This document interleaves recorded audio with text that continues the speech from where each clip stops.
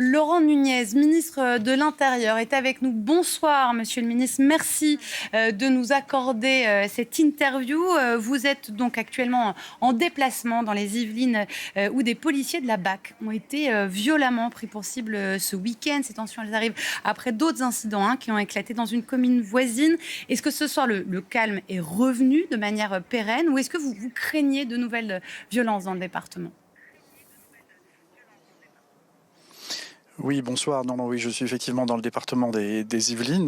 Je visite des militaires de la gendarmerie nationale et des policiers tout à l'heure, là, dans quelques minutes maintenant, pour venir leur apporter mon soutien, parce qu'effectivement, depuis quelques jours, dans le secteur des Mureaux, de Quevilly, dans quelques communes aux alentours, les policiers et les gendarmes ont à faire face à des violences urbaines, et donc ils sont très engagés. Et donc il était important, comme ministre de l'Intérieur, que je vienne leur apporter mon total soutien. Il y a beaucoup de prises à partie. Voilà, donc évidemment, ils apportent des réponses appropriées, procèdent à des interpellations, ils font régner l'ordre. Mais il était important pour moi de venir leur apporter un soutien, surtout que pour 7 d'entre eux, au cours de ces événements, ils ont été blessés, dont un grièvement, pour lequel j'ai évidemment une pensée ce soir, qui est un effectif de la BAC des Mureaux, dans le département des Yvelines. Voilà, ce soir, je suis venu apporter mon soutien à ces effectifs pour qui endiguent ces violences urbaines qui se produisent maintenant depuis plusieurs jours. Et sur ces violences urbaines, justement, sur le scénario de ces affrontements, est-ce que vous faites des liens entre ces violences qui ont eu lieu dans différentes villes des Yvelines ? Oui, bien sûr, il y a un lien que nous faisons évidemment un lien entre ces différentes violences urbaines qui se déroulent dans plusieurs villes, qui prennent la forme en fait souvent d'incendies, de guet-apens pour attirer les forces de l'ordre, puis elles sont prises à partie par des jets de projectiles ou des tirs de mortier. Voilà ce qu'on appelle des violences urbaines très classiques. Et systématiquement, les militaires de la gendarmerie et les fonctionnaires de police répondent et font établir l'ordre. Voilà, ça fait quelques soirées que le phénomène dure et ça fait quelques soirées que la réponse est parfaitement à la hauteur pour maintenir l'ordre républicain et qu'il n'y ait pas de débordement grave.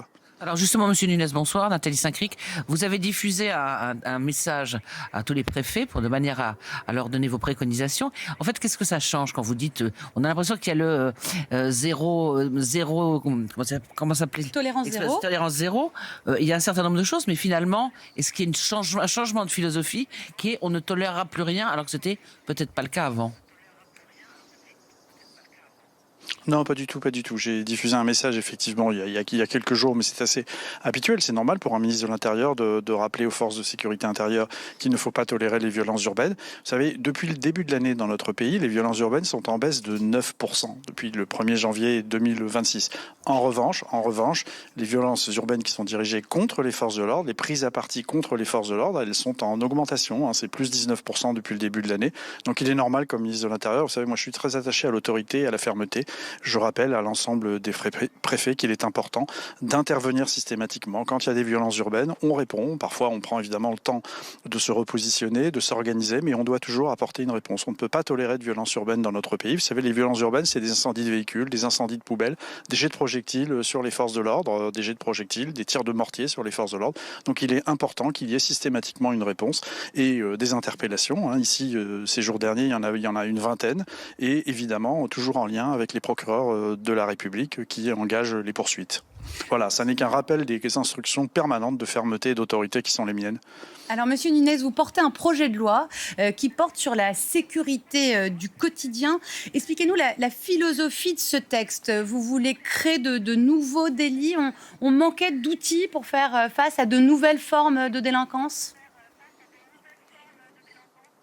Non, on s'adapte. Vous savez, dans la lutte contre la délinquance, on s'adapte en fait en permanence. Donc effectivement, ce projet de loi riposte, il prévoit, j'ai appelé ça un choc d'autorité, parce que sur certaines thématiques, oui, on renforce les sanctions. C'est le cas en matière de rodéo urbain. On va créer une amende forfaitaire délictuelle de 800 € pour apporter une réponse pénale immédiate.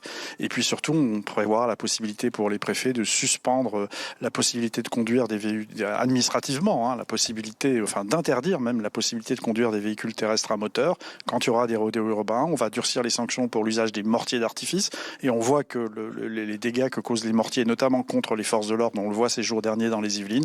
Donc voilà, on va durcir et renforcer les sanctions. Puis surtout, on crée un cadre délictuel pour la consommation du protoxyde d'azote, qui est un véritable fléau. Donc pour la consommation et la vente. Voilà, on crée un certain nombre de délits et on permettra au préfet, par ailleurs, de fermer ceux des commerces qui vendent de manière illégale le protoxyde d'azote, qui est utilisé par les jeunes, ce qu'on appelle c'est devenu véritablement une véritable drogue, et donc on crée des délits pour mieux sanctionner tout cela. Voilà, donc ce projet de loi riposte, il vise à apporter des réponses à la fois pénales et des réponses en matière de procédure administrative pour pouvoir mieux répondre contre la délinquance. Et on s'adapte à chaque fois, évidemment, à l'évolution de celle-ci. Le protoxyde d'azote, c'est quelque chose de nouveau, et le fléau des rodéos continue, donc il faut durcir les sanctions. Justement, le protoxyde d'azote, un mot de plus, parce que c'est une grande préoccupation chez les Français. La consommation serait notamment en hausse au volant. En quoi cette loi pourrait vraiment aider à mieux combattre cette consommation qui, comme vous le disiez, est devenue un fléau? Il n'y a rien. Si vous voulez, actuellement, il y a rien sur le protoxyde d'azote. C'est un produit qui est utilisé, on le sait, en cuisine, dans les hôpitaux. Mais il n'y a pas de texte. Il y a des préfets qui prennent des arrêtés pour les interdire, des maires aussi qui prennent des arrêtés, mais c'est contraventionnel. Ce ne sont que des contraventions. Là, on crée 3 délits qui sont extrêmement importants. D'abord, un délit qui vise à réprimer le fait de conduire sous l'emprise du protoxyde d'azote, le fait également d'en transporter de manière illégitime, nos policiers, nos gendarmes, tous les soirs. On rencontre des jeunes qui ont des bouteilles de protoxyde d'azote avec eux, qui en consomment, qui les transportent de manière irrégulière. Et donc, ce sera un délit. Il pourra y avoir donc des sanctions. Et donc, c'est évidemment, il y a un 3e délit qui sera celui d'en vendre dans des conditions illicites. Donc voilà. Donc, c'est évidemment un texte extrêmement répressif, mais le protoxyde d'azote est un véritable fléau. On voit que de plus en plus de jeunes en consomment, conduisent au volant. Alors, en consommer, il y a des conséquences graves pour la santé publique. Et puis, par ailleurs, souvent, conduisent leur véhicule en ayant consommé du protoxyde. Et on a vu que parfois il y avait des accidents mortels, extrêmement graves. Et donc voilà, on crée 3 délits là où il n'y avait rien, il n'y avait pas de dispositif en place. Alors votre projet de loi, il va être discuté au Sénat en mai, avant d'aller à l'Assemblée nationale au mois de juin. On connaît la difficulté aujourd'hui à trouver une majorité dans cette Assemblée. Pourquoi votre texte réussirait à être voté ? Mais je suis très confiant sur l'adoption de ce texte. Vous savez, ce sont des dispositions qui sont consensuelles. Elles visent à renforcer un certain nombre de sanctions, à la fois pénales et administratives. Donc on vient de parler des rodéos, du tir des mortiers, du protoxyde d'azote. Il y a aussi des dispositions qui concernent les rave-parties. Donc voilà, c'est un texte qui, je pense, fera consensus. C'est un texte qui fera consensus et qui, par ailleurs, il y a un 2e volet qui vient renforcer les prérogatives des forces de sécurité intérieure, leur possibilité d'action. Donc voilà, moi je suis très confiant sur le fait qu'on trouvera des consensus. Vous savez, j'étais au banc du gouvernement dans le cadre d'une proposition de loi qui était portée par le député Charles Rodwell et par Michel Barnier. Donc proposition de loi qui a été discutée récemment, qui vise notamment à créer une rétention de sûreté pour les terroristes, qui vise à augmenter la durée de rétention des étrangers en situation irrégulière qui constituent des menaces pour l'ordre public ou qui ont été condamnés pour des faits de terrorisme. Voilà, ce texte, il est allé au bout. On va les réexaminer en 2e délibération. Voilà, moi je suis confiant sur les questions de sécurité pour trouver, y compris à l'Assemblée nationale, des consensus qui feront des majorités politiques pour faire adopter le texte. Voilà, je suis très confiant. C'est plus compliqué que ça ne l'était auparavant, je vous le concède, mais je suis très confiant que sur les questions de sécurité, on trouve des consensus et ces majorités qui sont indispensables pour la sécurité de nos concitoyens. C'est vous-même qui venez de le dire, c'est un texte très répressif ou répressif. Est-ce que vous ne considérez pas justement que ce mot-là puisse heurter certaines personnes, notamment sur les bancs de la gauche ?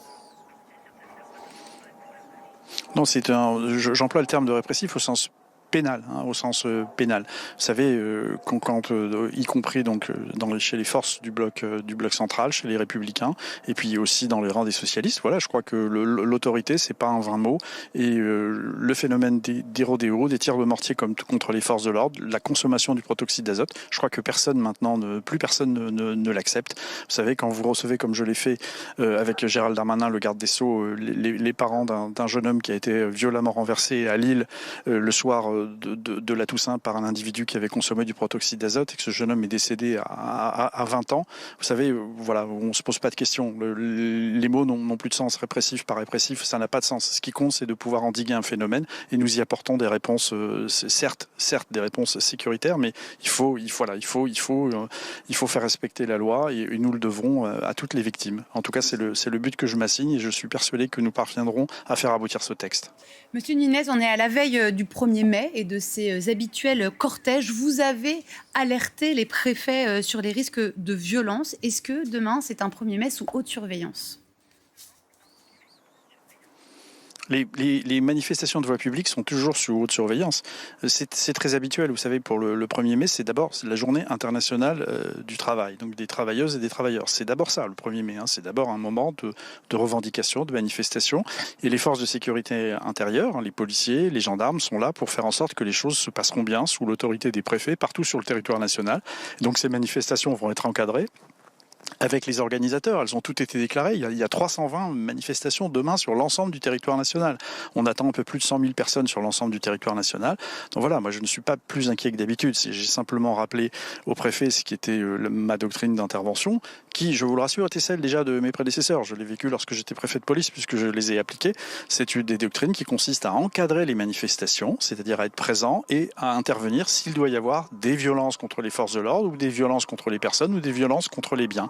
Voilà, ça n'est ni plus ni moins que cela. Et je suis d'ailleurs un peu surpris, j'ai entendu tout à l'heure sur votre plateau, pendant que j'attendais de prendre l'antenne, une personne s'exprimer et dire qu'il y avait on surmobilisait les forces de sécurité intérieure. C'est faux, non, on ne surmobilise pas les forces de sécurité intérieure, mais elles sont simplement là pour intervenir s'il y a des violences, parce que ces violences empêchent les cortèges de se dérouler normalement. Et demain, ce sera le cas. Demain, je vous garantis que les cortèges se dérouleront dans le calme et que s'il doit y avoir en revanche des violences, il y aura des interventions des forces de sécurité intérieure sous l'autorité des préfets, conformément aux instructions que j'ai passées. En 2 mots, Monsieur Nunez, pour terminer, vous avez rencontré aujourd'hui beaucoup de policiers, vous avez remonté le moral. Quelles sont les 2 principales récriminations ou demandes que vous avez pu entendre? Est-ce que c'est en termes d'effectifs, de salaire, de repos, qu'est-ce qui leur manque le plus? Non, je crois que évidemment, on a toujours des problèmes d'effectifs, mais on y a répondu ces dernières années. Vous savez, il y a eu plus de 12 000 recrutements de policiers, de gendarmes. Donc voilà, donc je crois que moi je ne rencontre, chaque fois que je me déplace sur le terrain, je rencontre des policiers et des gendarmes qui sont courageux, qui ont besoin du soutien évidemment de leur ministre, mais aussi de toute la nation. Et ils l'ont très majoritairement. Et voilà, et donc je suis un ministre heureux à la tête de fonctionnaires de police et de gendarmes qui sont totalement engagés et qui nous rendent toutes et tous très fiers. Voilà, il faut en être très fiers. Ils luttent contre la délinquance tous les jours. Ils luttent contre les violences urbaines comme en ce moment dans les Yvelines. Et puis demain, ils vont encadrer des manifestations qui vont se dérouler partout sur le territoire national pour qu'elles se passent de la manière la plus paisible qui soit. Voilà. Et pour répondre très directement à votre question, moi, comme ministre de l'Intérieur, je n'ai pas de crainte particulière pour ce 1er mai. Mais c'est normal que quand partout dans le pays, beaucoup de gens se rassemblent sur la voie publique, que le ministre de l'Intérieur rappelle qu'il faut encadrer pour que la liberté d'expression puisse s'exprimer normalement, mais qu'on ne tolère pas les violences. Ça n'est pas tolérable. Merci beaucoup, Laurent Nunez, d'avoir été notre invité ce soir sur France Info. Merci beaucoup. Merci, Nathalie Saint-Cric. Et à suivre sur notre antenne, Les Informés. Bonne soirée à tous.